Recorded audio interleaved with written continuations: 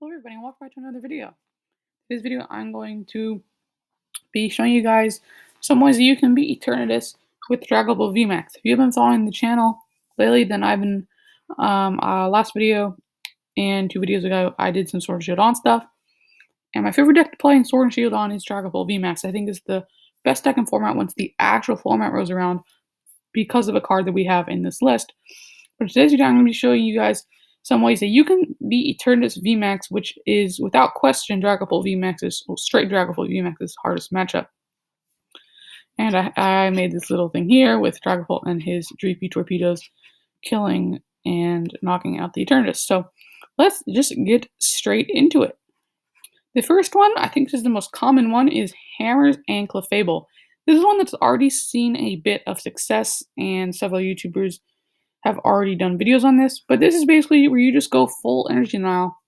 Use Crushing Hammers and Clefable to try and move Eternatus' energy so they never get an attack off to one-hit KO your Dragapult. And here is what a typical board state for an Eternatus VMAX deck after they go first looks like. They have their Eternatus V in the active, maybe a Crobat and another Eternatus V on their bench, and depending on the version they're playing, they may or may not have a Croagunk, but almost always they're going to have an energy down.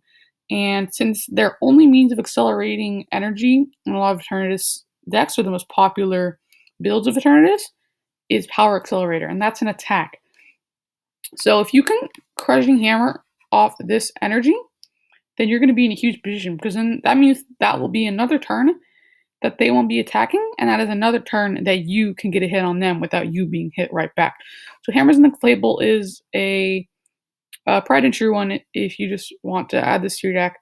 Dragapult VMAX Clefable Hammers is already a deck on its own, not necessarily countering a turn specifically, but Crushing Hammers can just be something you can add as four copies to your Dragapult deck. Not with you don't have to have the Clefable, and that can do the job sometimes on its own. So just keep that in mind if you want to go this route. Next one, which I think is the best one, is Galarian Zapdos V and Aurora Energy. And this is one you're only going to be probably having success with during the Sword and Shield on meta. And that is because this guy is weak to Psychic. Mewtwo and Mew will knock it out. But I think this is the best one post-rotation.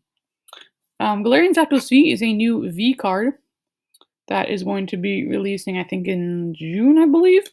And has an ability for each of your opponent's Pokemon V in play. This Pokemon's attack cost is 1 colorless less. And then our actual attack, we're just fighting colorless.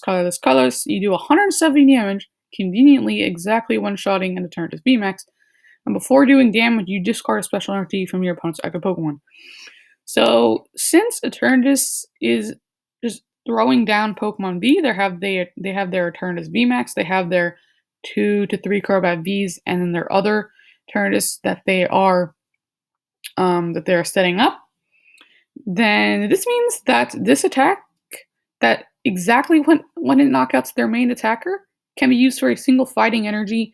And since we have Aurora Energy in format, that means that this is a splashable one-of-card tech for Eternatus VMAX. But I think specifically it is good in Dragapult because it is, like I mentioned, is an attacking option that can not only one-hit KO Eternatus VMAX for little energy, and it is more direct tech than Hammers and Clefable. But it doesn't even... it's more direct than Hammers and Clefable. But another benefit is that it actually discards a special energy. And since a lot of Eternatus VMAX decks are playing 3 special energies, if they get that special energy down and a couple Croats, maybe if they get enough Pokemon V down, then that attack can be used for fighting on your very first turn going second, and you'll be able to get rid of that energy if you're not knocking them out for some reason. I don't know, that's a little bit iffy. But another benefit is that post-rotation, most decks will be focused towards V Pokemon as GX Pokemon have rotated. And that means that it'll be harder for them to play around this guy pre-rotation. I mean post-rotation right there. No, I didn't. Oh my gosh, this video is a mess. I'm so sorry. It means that it'll be harder to play around than pre-rotation, because pre-rotation they can not bench their Crobat Vs, just bench their Dedenes. That still draw, are still getting that same effect. They just don't have to bench their Vs and won't make this guy's attack cost cheaper. And also, Zapdos can be used to set up and clean up knockouts for your Dragapult VMAX to clean up. And finally, it's not just good against Eternatus, but could be featured in its own fusion archetype, where Dragapult leans on Zapdos a little bit more, and it's not just a one-of card tech. So you're leaning a little bit more on the, I'm going to either set up a knockout with this guy for Dragapult VMAX, or finish off a knockout that Dragapult VMAX already hit. So there's a couple of different ways that you can play this guy. I think this one is the very best one, and I think this is definitely a card you want to be playing alongside Roar Energy in your Dragapult VMAX builds post-rotation. Next one is Altaria. Altaria has the ability Miraculous Charm, which it prevents all damage done to this Pokemon by attacks on your opponent's Pokemon V and Pokemon GX. And that means if decks aren't specifically teched for Altaria, then you can just set up Altaria and win the game. And that can sometimes happen with Eternatus VMAX. Here we have an Eternatus VMAX that is currently 3-0 in the Chill TCG event that is going on right now. And as you can see, it's more of a wall strategy opposed to Galarian Zapdos V, but it can still take away games that Eternatus has not teched. So here you can see an Eternatus VMAX list. It's 3-0 and plays no effective outs against Altaria.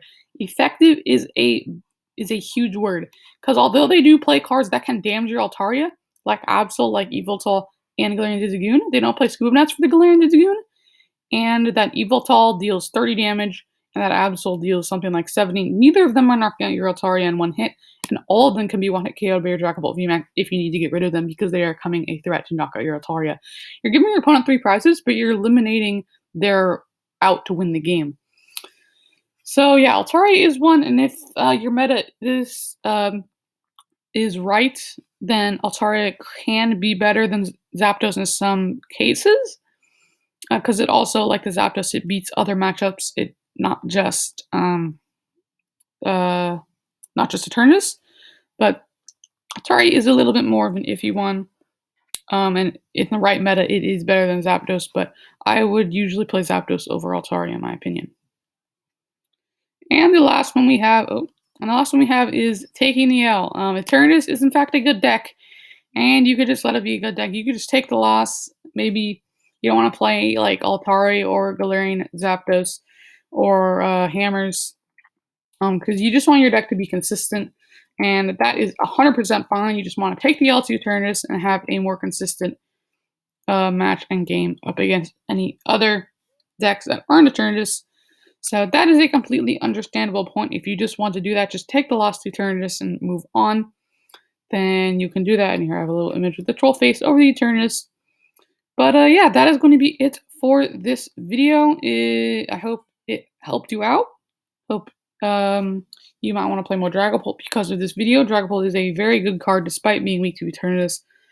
And just here are some tips that could help you maybe make your Dragapult deck a tier 1, because it can beat everything. So yeah, that's going to be it. If you guys liked it, make sure to like the video. If you're not already subscribed, then don't forget to subscribe, because I do a whole bunch of Pokemon trading card game deck profiles and a whole bunch of trading card game content. That is going to be it for this video, and I'll see you guys in the next one.